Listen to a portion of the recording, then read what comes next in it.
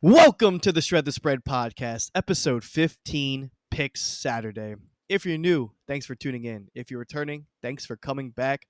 I'm your host, Jared, and as always, on Picks Saturday, we are joined by my right hand man, the hottest man in sports gambling, Di Nell. Welcome back to the pod, man. How's it going on? Yes, sir. What's going on, baby? You know we back at it again. You know what time? You know what day it is. It's time to lock them up this week, man. This is gonna be a tough one. This is definitely something I really had to think about, man. I mean, I was sweating this until the very last minute, but I feel like I'm on the wrong. I feel like I'm on the right side of these locks here, man. I think we're gonna get it done this week, man. What do you think? This is probably the most amount of time I've spent in the lab this year trying to figure out what my picks are going to be. I I'm not gonna lie, a lot of these picks are ugly, and regardless of what side you pick, man, that plus or minus sign didn't help at all. I will say, just very quick, these underdog round robins that we put together and teasers was extremely difficult this week. Maybe that means we'll just hit every single bet this week because maybe it just came together right. But I would say proceed with caution this week. I'm definitely going to be scaling back the unit size. Um, Yeah, definitely it's this week. just it's just going to be difficult, but we're going to get through it as we always do. The only thing we can ask for is either break even or win a couple bucks. That's all you can do at the end of the day. Um, but yeah, so myself, I have 4 picks. Dynel has 3 picks. Then we obviously, as always, have the underdog round robin of our favorite underdogs and great value. And then we have our 3 team teaser. Um, yeah, so let's hop right into it. The first game that we both just so happen to have a pick from is the German game, the Seahawks facing off against the Tampa Bay Tom Brady's. Seahawks +3, Buccaneers -3. A lot of sharp money coming in on the Buccaneers. But you've got to make your own decision, and there is no way in hell we're fading the Seahawks team. At all. I mean, at all. Um, Dynell and I are both on the Seahawks +3. Uh, I mean, this was kind of a no-brainer, dude. You got to ride the hot hand. I know. I mean, there's a difference when you're expecting regression, and there's also a difference when you have your mindset that Tom Brady is due for the superstar game. And it doesn't help that Tom Brady had a game-winning drive against the Rams last week, but that's obviously that's vintage Tom Brady, but that's more so a say on that Rams offense. They went out there, had a piss poor drive, punted the ball away, and then Buccaneers marched right downfield and scored a touchdown to win the game. And Jalen Ramsey said it best. There's no way in hell that our defense should have went back out on that field and played for that final drive. Um, that was a lack of, you know, production and efficiency on the offense for the Rams. Ultimately, gave the Buccaneers the opportunity. There's one team that has been cruising on offense in this is the Seahawks. The Seahawks top 3 in offense and defensive DVOA last week, and that's just a tell of how well this team is playing. They're facing against the struggling Buccaneers, and I mean, what else do we tell them, dude? Seahawks +3. I mean, this is kind of a no-brainer, is it not?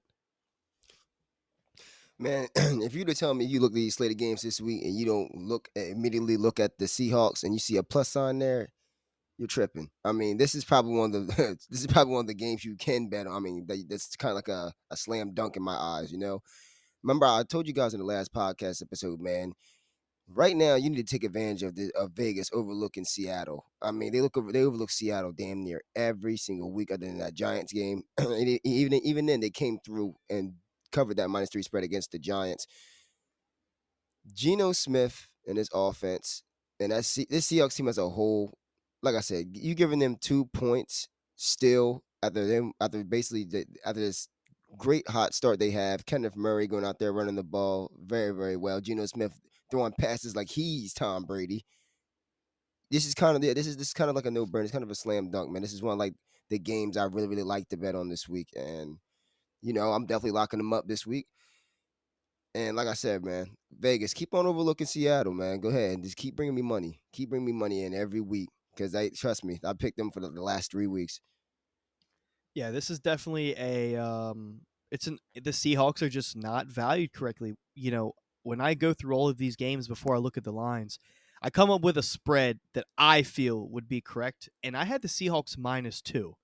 And the Seahawks are +3. Not only is the spread way off from what I was thinking, it's on the complete opposite side.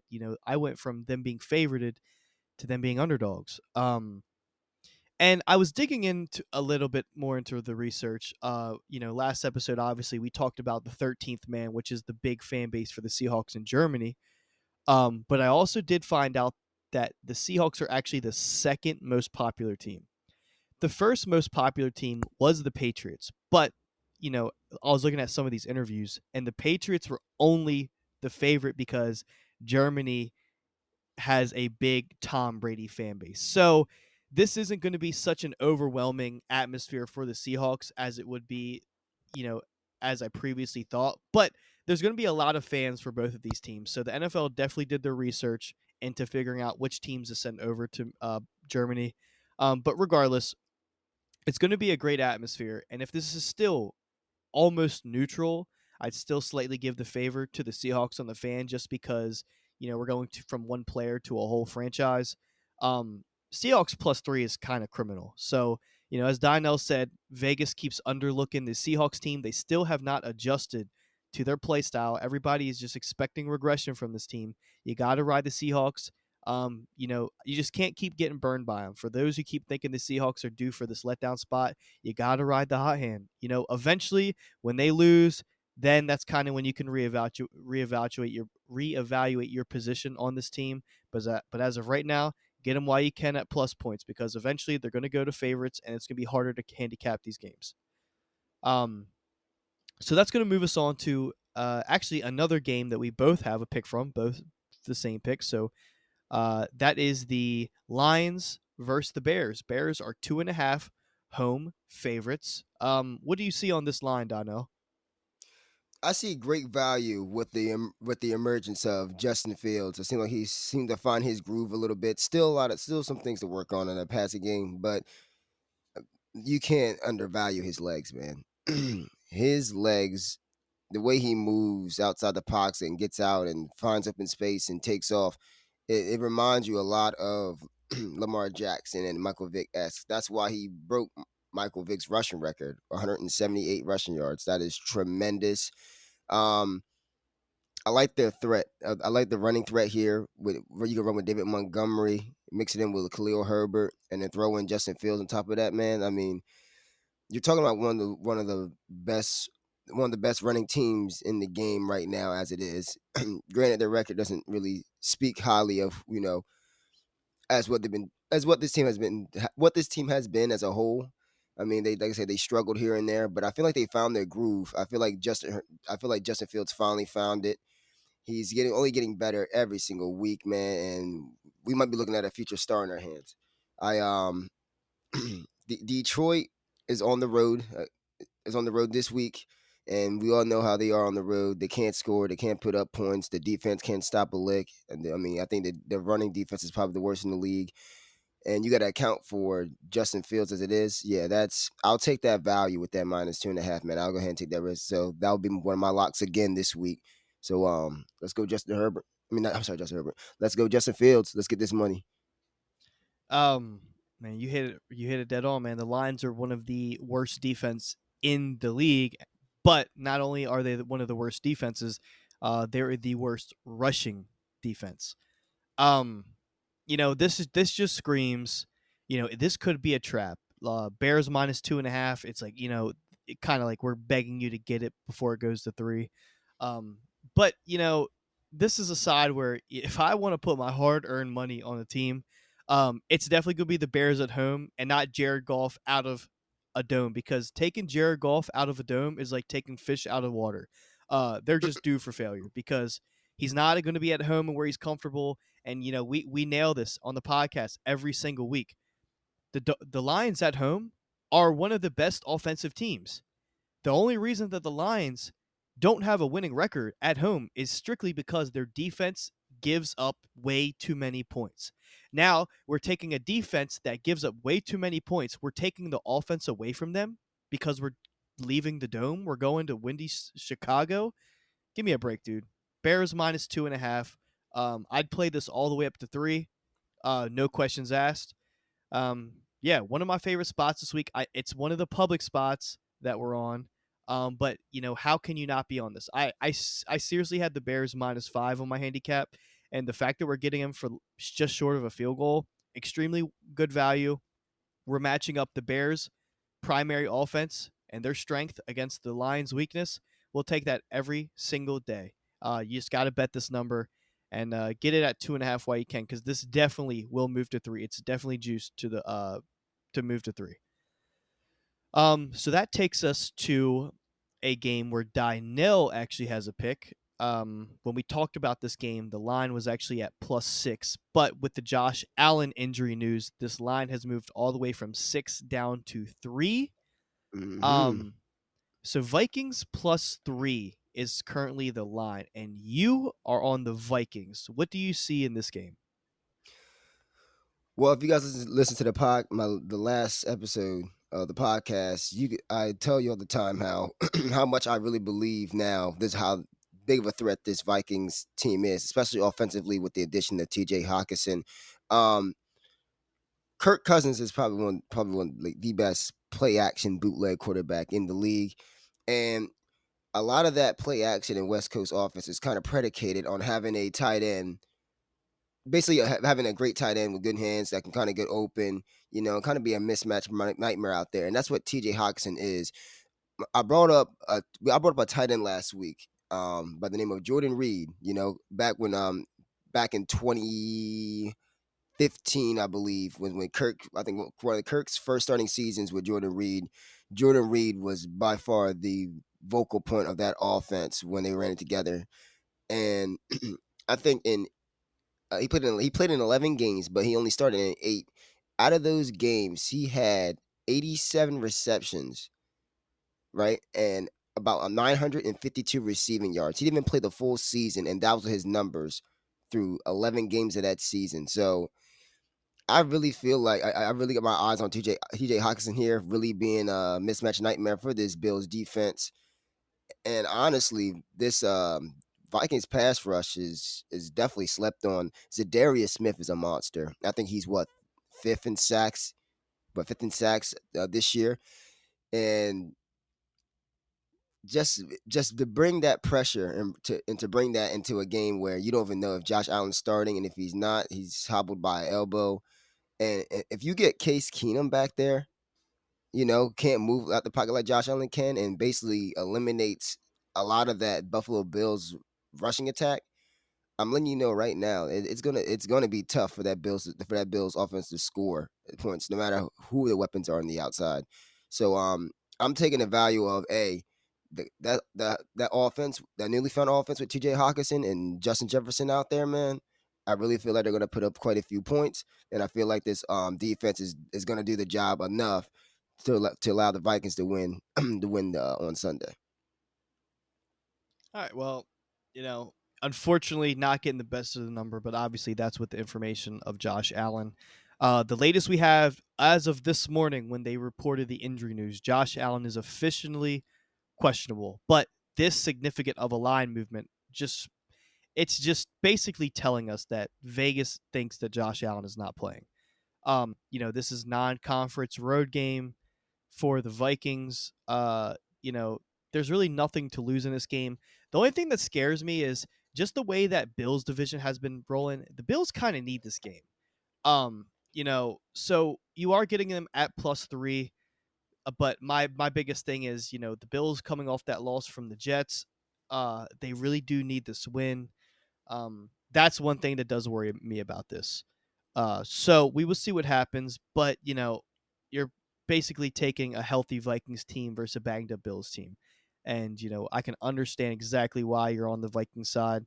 But we'll see if Josh Allen plays or not, because ultimately, I think I'd.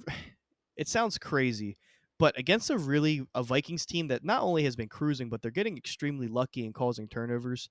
Um, you almost, if you're a Bills fan, it sounds crazy to say this, but you almost rather have a backup who's healthy to try to limit turnovers than a kind of injured Josh Allen who, when he's in the game, he's a tank. The guy is not going to, he doesn't really slide. He doesn't run out of bounds. He absorbs contact. And the last thing you want to do is not only cause a fumble due to injury, but also, injure himself even more. So, just by my read, I think Josh Allen sits this game out. I think it's smart on the Bills side. Let him get healthy. You got to see the bigger picture.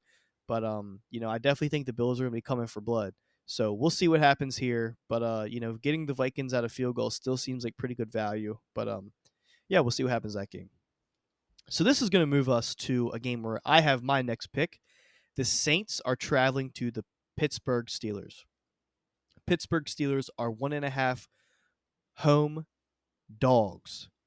Well, when I first looked at this line, I immediately asked myself, what in the hell have the Saints done to be 1.5 point road favorites against the Steelers?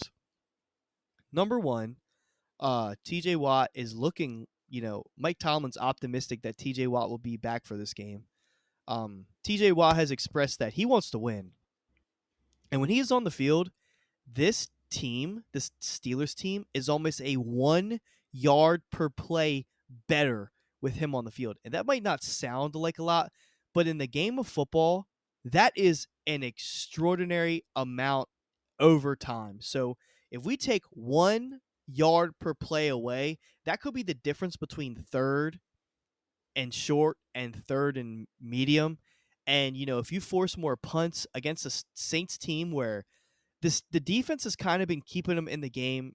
Andy Dalton has had solid drives, but his turnovers and his decision making has just been horrendous. Piss And poor. Kenny Pickett has been a freaking guy this year. He beat the Buccaneers, and that might not sound like a crazy win, but that team was 7.5 point underdogs, and they won outright against the Buccaneers. Kenny Pickett they've been, having more plays for him to use his legs.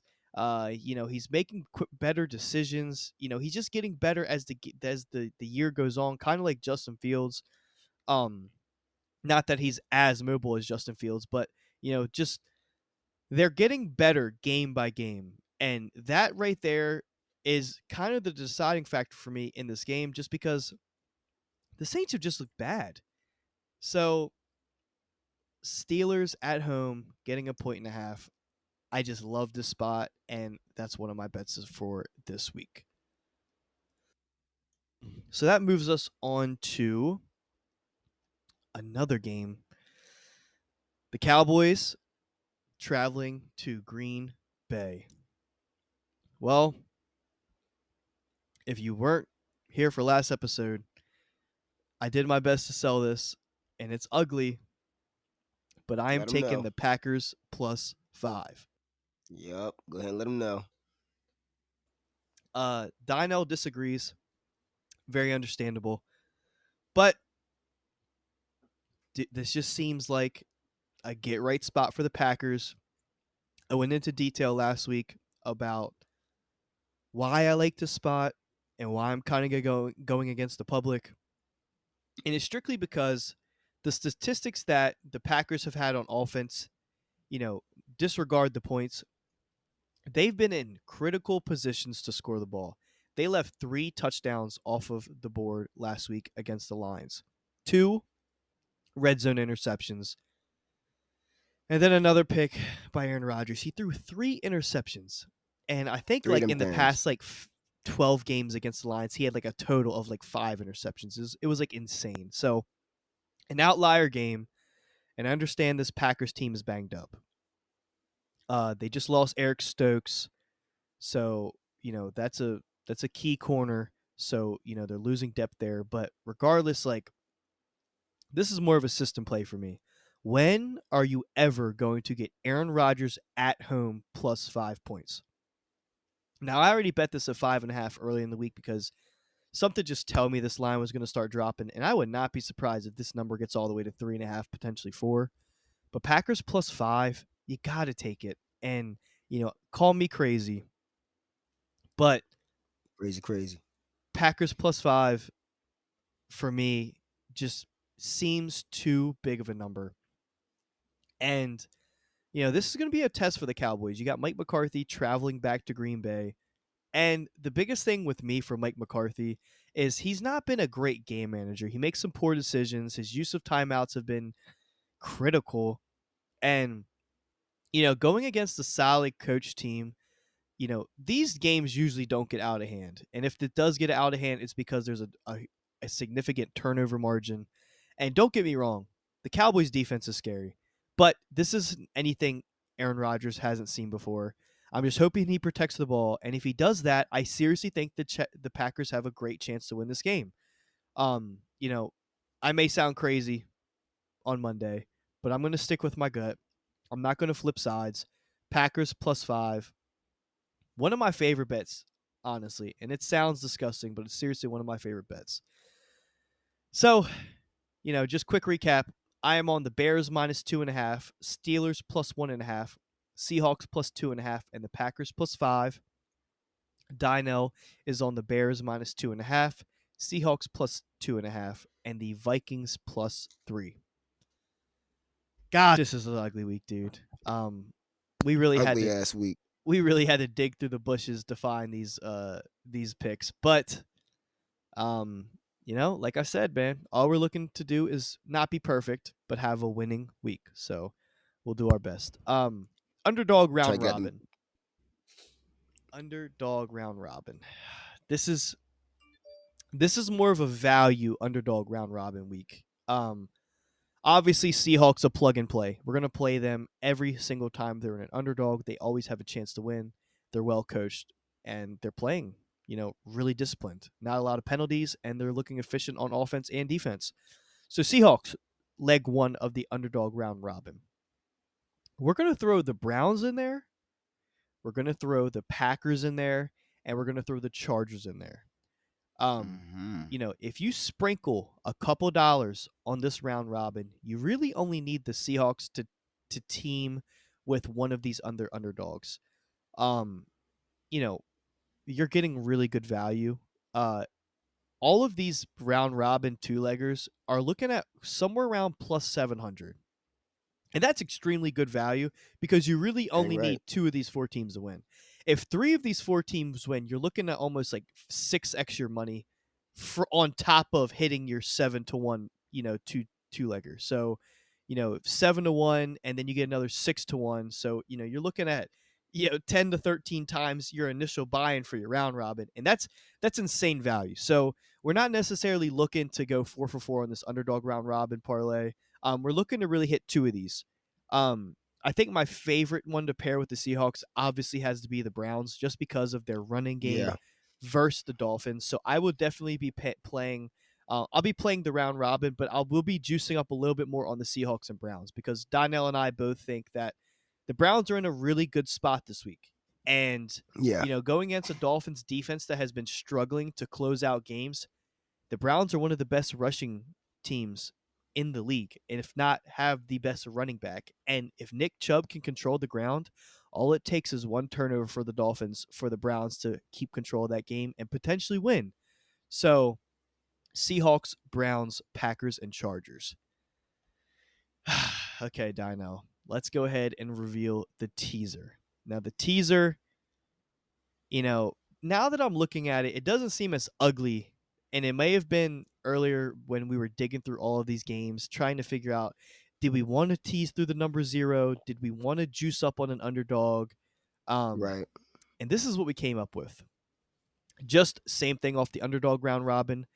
Browns +9.5. Browns, like I just said earlier, in a really good spot. We're getting over that key number of 9. And Dino mentioned, off air, this Dolphins team really struggles to cover a spread. They don't cover spreads. Look at the game last week against the Bears. They did not cover that spread.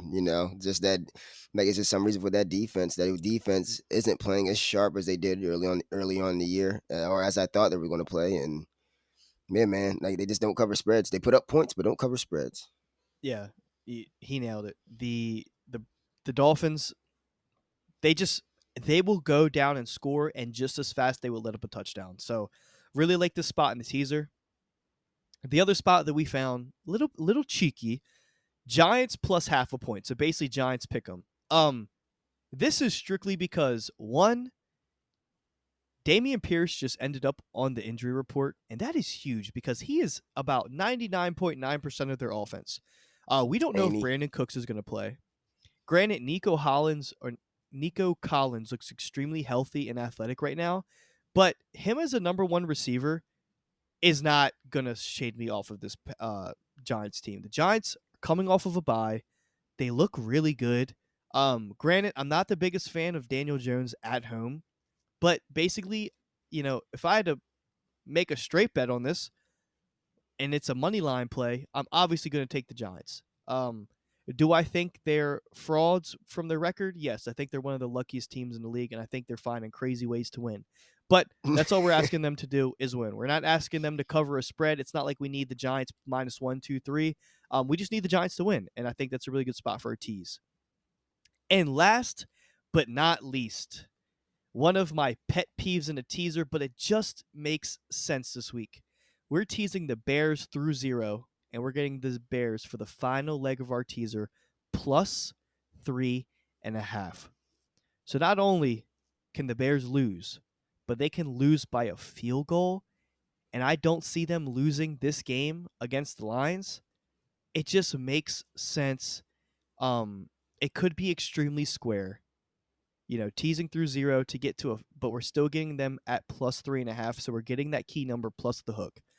And that's what I like about this. We're getting the Giants basically at a pick 'em, and then we're getting the Browns and the Bears plus the hook on our side. So that teaser is Browns plus 9.5, Giants plus half a point, and the Bears plus 3.5.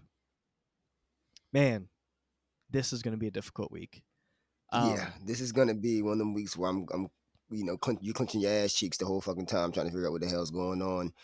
It's gonna be. I honestly believe it's gonna be one of them up and down weeks. Where games teeter tot a little bit, very close, and then we're gonna see, man. Like I said, I'm excited. At the end of the day, this is a challenge. It was a challenge this week, and I'm excited to see how I did on this challenge, bro. Honestly. Yeah, obviously, as I stated earlier, I'm definitely going to scale back the unit size this week. Definitely going to straight bet all of my bets, but we'll be sprinkling, and when I mean sprinkle, I mean sprinkle very lightly on parlays because I'd be surprised if you get a 3-team parlay, a straight regular parlay, because these spreads are so tricky this week. You got to be extremely sharp. Just hope that you're on the right side of these bets. That's all you can ask. But yeah, we'll see how we do. We'll come back for recap Monday, and I hope we have good news because I think I like a lot of our bets, man. Now that I'm sitting here looking at it, I think we're on the right side of a lot of this. Obviously, we have the Bears minus 2.5 together, and we have the Seahawks plus 2.5 together. But the good news is we get to start our day bright and early at 9:30 to tell and dictate how our day is going to go. If the Seahawks go ahead and get ran through by the Bucks, Well, I may there just goes. I may just Yeah. I may just cash Yeah. out all my bets. Right. So we'll see what happens. We're hoping for the best. We did do a lot of research and digging this week, so hopefully all that time and effort pays off. But as Oh, always, it is. It will. we'll be back It will. Monday. I'll be breaking down the Eagles and Commanders game. Just a little quick foreshadowing. Eagles are going to torch Washington. It's in Philly. I will be gathering money for a get well soon card for Dynell. Yeah. Because after this ass whooping that the Commanders are going to receive, his feelings might be hurt for at least 3 days. See, you know what's funny behind all that is y'all guys are in for a surprise. You guys are riding high off this 8-0 start. Trust me, I've dealt with this situation before. When the Steelers started off 11-0 and Washington went into Pittsburgh, I believe, and we basically ended their season. I mean, we won that one game, and the Steelers were never the same since. I got the same feeling here. I feel like we're gonna upset you. Not enough to bet, but look, we're gonna upset you today. We're gonna upset you on Monday night, man. I can't wait. I can't wait. Hear a lot of talk, but I'll tell you what, the Eagles haven't been trailing in the second half of a game. Yeah, we're not the Steelers. Steelers rely on their defense. We rely on defense and offense because if one doesn't show up, the other one shows up twice as hard. So, them little Washington Redskins, aka football team, aka Commanders, least of my worries. But we will break that down on Monday. I will try to find a solid winner for a player prop. I will try to do my best to make a read on a side and or total, and we'll find some fun little props for that. But as always, on Pick Saturday, I am your host, Jared, joined by Dynell. We will be back together on Again. Preview Thursday to break it Yes, all indeed. down and do this all again next week. Thanks for listening. We hope to see you in the next episode, and we will bring it back Monday. All right, man. Sir. See you, Dynell. Let's go, man. Let's have a Let's week. get it. Big money. Big money.